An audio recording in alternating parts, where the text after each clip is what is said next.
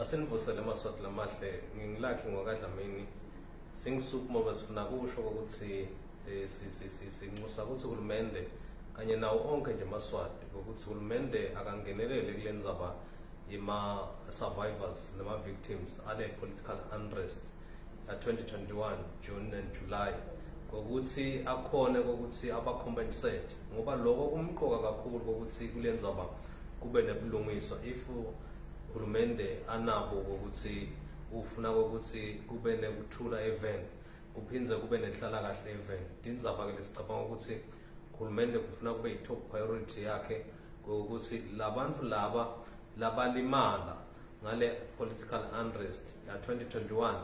kuba khona laba bancemetelwa ngawo ngoba inombolo sibonile atikhipha Human Rights Commission sabona nema civil society ikhipha inombolo lokho ke kusinika ukuthi bangakhi labantu abasibo abantu abaningi kakhulu kodwa banenge engidingeka ukuthi uhulumende kube khona labo wendawo. Siyabonga.